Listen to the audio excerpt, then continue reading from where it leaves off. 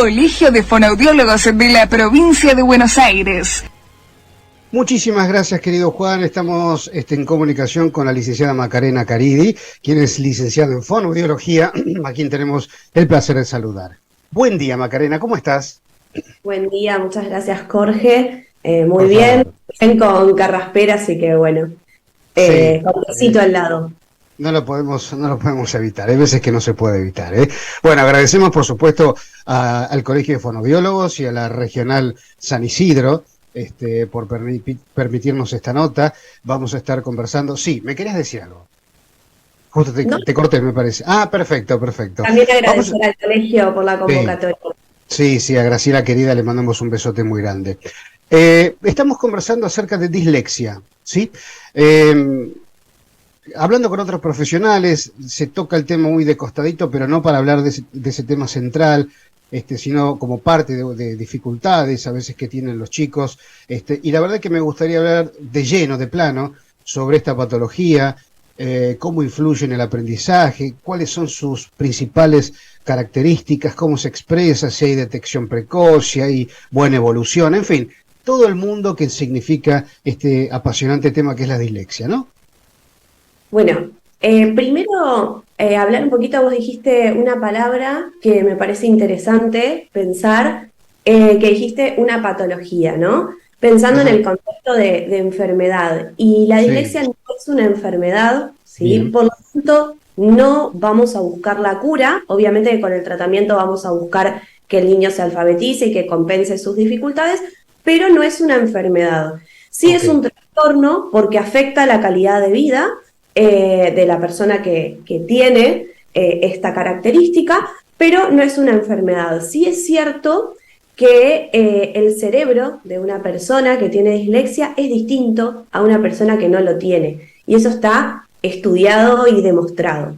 Entonces podemos definirla como un trastorno neurobiológico en donde hay una dificultad específica para leer y también para escribir, porque si bien la dislexia nos hace referencia a digamos, en deficiencia y lexia, lectura, pero sí hay también dificultades en la escritura, por la misma causa que el niño o la persona tiene dificultades para poder convertir cada letra en su sonido a la hora de leer, también lo tiene para convertir cada sonido en una letra a la hora de escribir. Claro. También algo importante es que es un trastorno que suele ser hereditario, ¿sí? Ajá. Entonces, cuando empezamos, por lo general cuando viene un paciente con este motivo de consulta, empezamos a indagar un poco sobre los antecedentes familiares y muchas veces incluso lo que pasa es que los papás no tienen el diagnóstico de ellos, pero sí lo que refieren es un historial de fracaso escolar o de... Sí, a mí me costó un montón aprender a leer, o el cole no me gustó para nada, es el día de hoy que no me gusta leer. Es decir que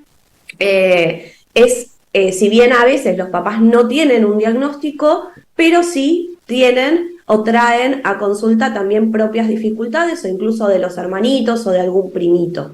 Hay genes que están implicados, ¿sí? En lo que, digamos, cuando el cerebro se está formando, hay algunos genes que hacen que las neuronas no migren, no vayan al lugar adecuado, entonces se hacen como pequeños cúmulos de esas neuronas y en la zona donde se encargaría de leer y de escribir.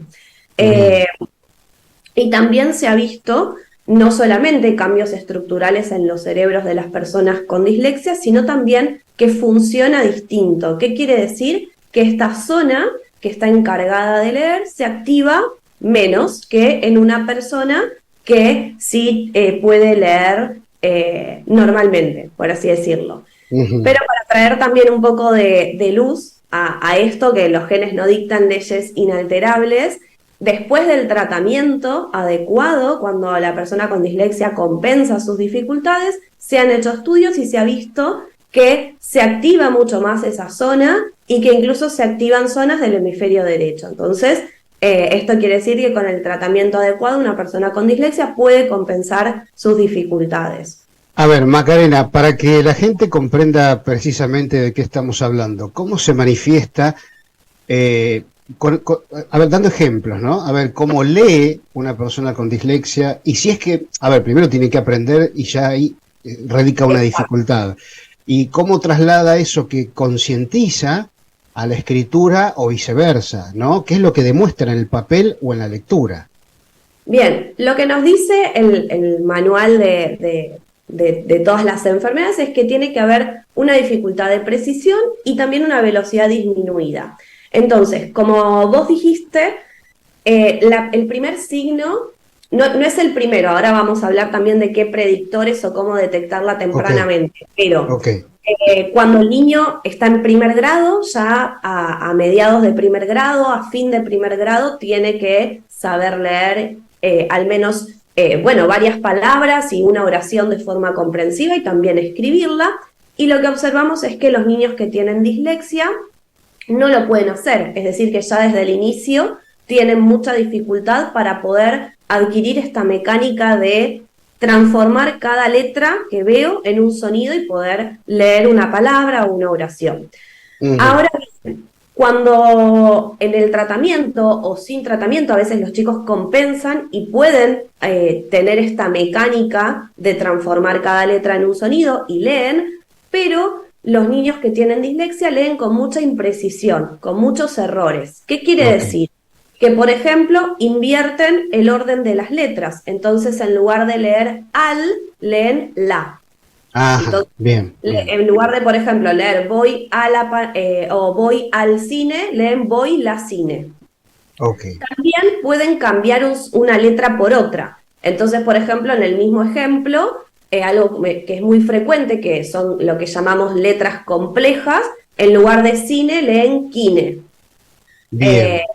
Cambian una letra por otra, incluso a veces, si bien esto en el inicio temprano es normal y es esperable, pero después no les cuesta mucho compensarlo, ¿viste? Las letras que son en espejo, la B y la D, ¿sí? Ajá. O la Ah, B y la claro. Q.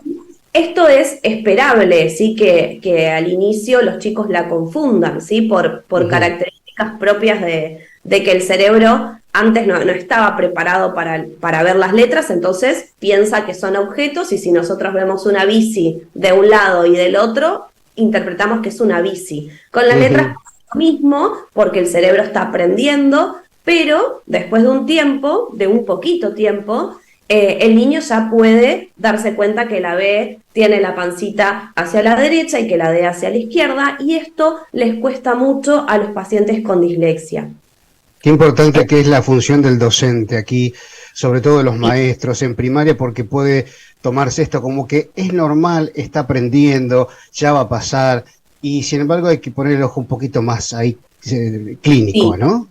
sí, incluso ahora hablamos un poquito de predictores en un ratito y no solo las docentes de primaria, sino también los docentes de nivel inicial, porque hay un montón Claro. de predictores que van a predecir el futuro éxito de la lectura y bueno, obviamente que cuanto más tempranamente actuemos, mejor va a ser, y no solo para adquirir la lectura y la escritura, sino para mejorar la calidad de vida de estos niños que por lo general, si esperamos mucho, tienen un historial de una autoestima muy baja, Ujú.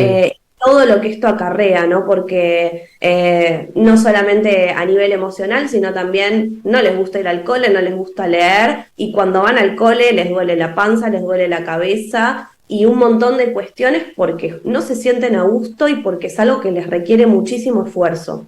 Claro. Bueno, también otra de las cosas es que leen muy lento, ¿sí? Nosotros cuando estamos aprendiendo a leer, lo que hacemos es sonorizar, ¿no? Las letras, ¿no? Pero cuando ya leímos, por ejemplo, si tenemos que leer mesa, decimos esa, ¿sí? Pero Ujú. cuando ya la leímos varias veces, o cuando los niños están aprendiendo y ya la leen varias veces, después a la quinta, sexta vez que ven la palabra mesa, ya pueden decir mesa. ¿Por qué? Porque ya entrenaron al cerebro y esa palabra ya se guardó, ¿sí? Ahí hay como en la caja de letras del cerebro, en esa zona, se guardan todas las palabras de forma escrita. Los niños con dislexia les cuesta mucho esto, por eso se activaba menos en los estudios, ¿no? del cerebro, de imágenes.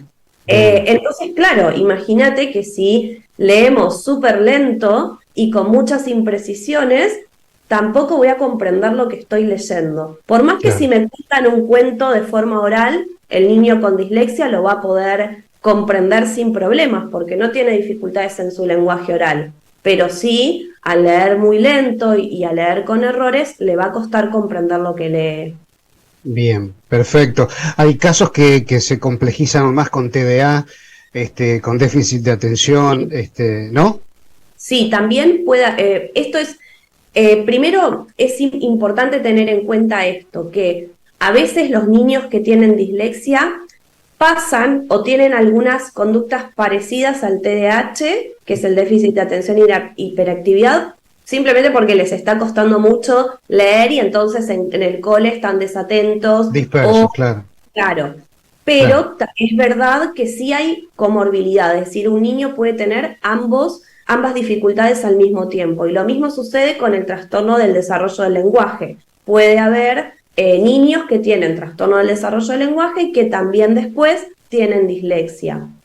Bien, bien. Con respecto a la detección precoz, al diagnóstico, efectivamente, porque el diagnóstico es un hecho, es un mundo particular, porque sería lo ideal poder llegar al diagnóstico lo antes posible. Se llega a buen puerto, se avanza, digamos, se cura. Digo, pregunto porque, ¿no? Sí. Sí, no se cura porque dijimos, viste, que no era una enfermedad, pero sí se compensa, es decir, que obviamente que depende de la gravedad y depende también de otros factores, pero hay muchísimos, la mayoría logran alfabetizarse, aunque hay dos características que van a acompañar siempre a la persona con dislexia, que es que va a tener una velocidad un poco más lenta al leer, y el otro, las fallas de ortografía, ¿sí? Al escribir. Esto no es porque no tengan no es por otra razón que porque no se guardaron correctamente las formas de las palabras en ese almacén, ¿sí? Entonces esto es una característica que de hecho en la ley de dificultades específicas de aprendizaje que nos provee de algunas adaptaciones que pueden hacer los docentes, una es eximir no corregir las fallas de ortografía, ¿sí? Porque sabemos, no sé si no corregirlas, pero no bajar puntos, ¿sí? En los exámenes, ¿sí? Porque ya sabemos que los pacientes con dislexia no es que lo están haciendo a propósito, sino que es una característica que los va a acompañar y que por más que lean un montón de veces la palabra y que estudien las reglas ortográficas, es algo que va a acompañar siempre a las personas con dislexia. Bien, sí, lógicamente que una vez diagnosticado el docente tiene que tener una particularidad con ese alumno, ¿no? Entonces, bueno, me contacté hace un tiempito atrás con una chica que está en secundaria, cuarto, quinto año, que también tiene dislexia y agudizado con un TDAH muy profundo, y le cuesta horrores la concentración, hasta incluso contestar un mensaje de audio, de texto, lo que fueres. Ella me decía, mirá, discúlpame que no te contesté. No, le digo, no me pidas disculpas, es que me cuelgo, me dice. Me olvido o creo que te contesté y... Bueno, en fin, se arman como una especie de sopa de letras muchas veces en el aprendizaje, creo, ¿no? Sí. Sí, incluso hoy en día también hablamos de las dislexias, porque si bien las características principales son en la velocidad, en la precisión y en la comprensión, pero después hay un abanico de opciones o de características que hacen que a una persona con dislexia no sea igual a otra. Hay personas que tienen muchas dificultades en la memoria, como puede ser este caso que te había pasado, otros que tienen dificultades en el vocabulario, en las matemáticas, es decir, es bastante amplia las dificultades que pueden acompañar a estas tres que son las principales de la dislexia. Macarena, ¿cómo es el tratamiento interdisciplinario. Bien, Sí. Jorge, antes de ir al tratamiento, hablamos rapidito de los predictores, que es súper, Ah, me sí, parece dale, súper por favor, importante. por Bien, favor. obviamente cuando el niño se expone a la lectoescritura en primer grado es donde vamos a ver si tiene dificultades, pero previamente podemos pensar en estos predictores. Son habilidades que se dan antes de la lectoescritura y que van a predecir el éxito con el que se pueda llegar a alcanzar la lectoescritura. Son tres, hay muchos más, pero los tres más importantes, o incluso el más importante, es la conciencia fonológica. ¿Qué es la conciencia fonológica? Es la capacidad de segmentar el habla o las palabras en sus sonidos. Entonces, dentro de la conciencia fonológica tenemos la capacidad de darnos cuenta si dos palabras riman, de segmentar en sílabas, de reconocer con qué sonido comienza una palabra, y todas estas cosas las podemos ver fácilmente en niños de 3, 4 años, o 5, ¿no? Pero digamos ya en el jardín, los niños a los 3 años podemos ver si pueden detectar rimas, si pueden segmentar en sílabas, a los 4 años si reconocen el sonido inicial, que empiece con vocal, es decir, con qué empieza la palabra avión o con qué empieza oso, y después a los 5 años ya con otras consonantes. Es decir que tenemos que estar súper atentos a esto, porque fácilmente podemos detectarlos y, bueno, obviamente derivarlos a una evaluación más específica que pueda hacer un fonoaudiólogo o un psicopedagogo para ver estas cuestiones.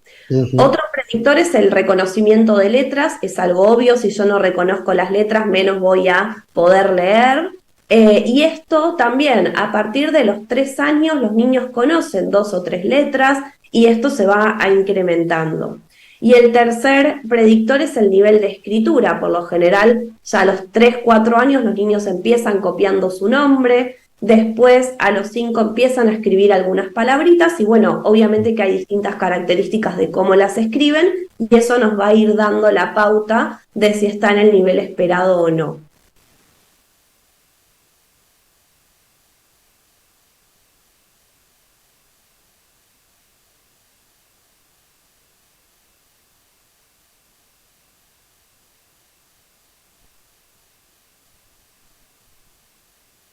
Te digo, es mucho para conversar, entiendo, pero como para darle un pequeño cierre a la charla, ¿no?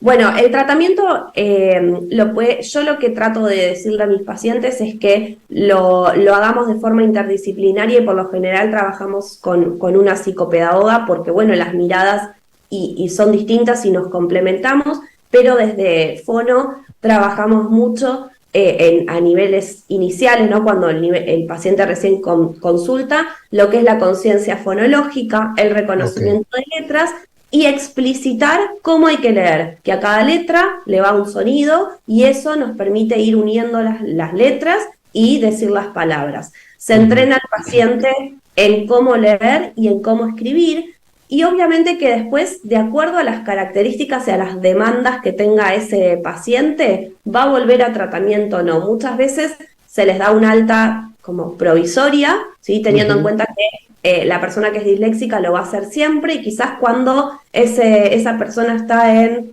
6º grado, en 7º grado, donde la demanda cambia, vuelve y tenemos que trabajar ahora, no sé, técnicas de estudio. Entonces, si el adulto vuelve con dislexia, se lo entrenará de acuerdo al objetivo que quiere abordar, y hoy en día contamos con un montón de herramientas tecnológicas que ayudan a toda lo que es la metodología de estudio y a poder facilitar un poco lo que es la lectura y la escritura. Bien, perfecto. Macarena, muchísimas gracias, ha sido muy amable. Y bueno, por Gracias supuesto, si no opinas lo contrario, te vamos a volver a molestar para seguir haciendo conciencia y prevención acerca de muchísimos temas que tienen que ver. Es una enseñanza personalizada, digámoslo, ¿no? Quizás se me viene a la cabeza eso. Así que bueno, nada, muchísimas gracias. Gracias a vos, Jorge, un gusto. Un beso muy grande. Hasta luego. Ahí estuvo con nosotros la licenciada Macarena Caridi, le mandamos otro beso muy grande a Graciela Alcante, ¿no? El presidente del Colegio de Fonoaudiólogos de la provincia de Buenos Aires, que siempre está ahí al pie de cañón para recomendarme, todos, absolutamente todos. Yo adoro a los fonoaudiólogos en todas sus especialidades, porque nos enseñan tantísimo, y uno siempre está aprendiendo acerca de las ramas, los alcances de la fonoaudiología, ¿eh? Bueno, no se vayan porque en un ratito vamos a estar hablando de psicología y este título que es tan, a ver cuántas frases o palabras podrían definir esto del poder de decir no, ¿no? Aliviador, muy aliviador.